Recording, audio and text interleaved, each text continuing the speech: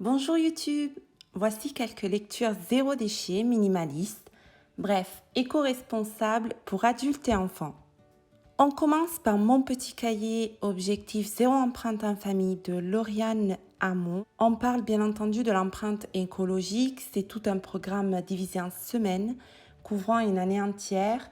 Je le trouve personnellement bien conçu avec des to-do list écolo, des missions pour les enfants de tout âge, des coloriages pour grands et petits, des astuces pour le jardinage, les fêtes, bref, une vraie vie plus green au quotidien. C'est un livre ludique et enrichissant.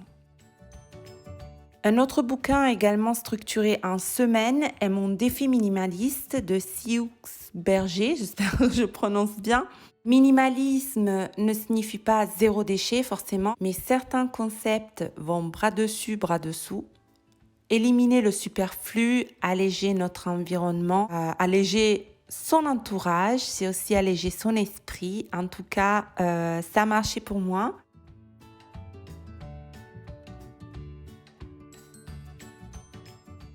La famille presque zéro déchet, The Guide, je pense que tout le monde le connaît puisque c'est un livre référence dans le domaine du zéro déchet. En tout cas, c'est vraiment mon préféré. Il est riche en informations, en astuces, en DIY, bref, il est top.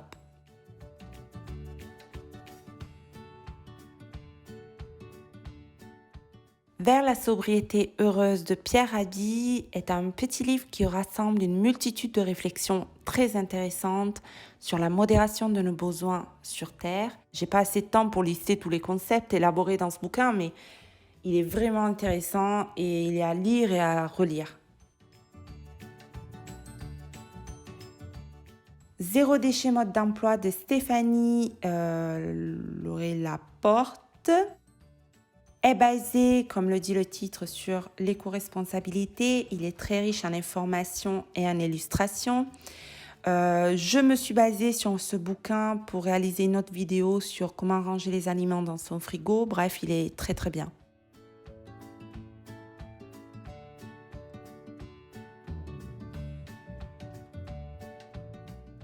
In fine, 2 bouquins pour les enfants. Le premier, Gare au gaspille de Geneviève Rousseau et Estelle Mins. C'est le plus accessible de ce que j'ai, le plus léger. Le concept est pas mal, les illustrations sont jolies.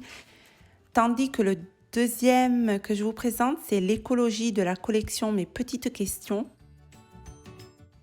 qui est plutôt pour les enfants à partir du CP, car il est plus détaillé et spécifique dans les explications. Voilà, ma vidéo est terminée. À bientôt.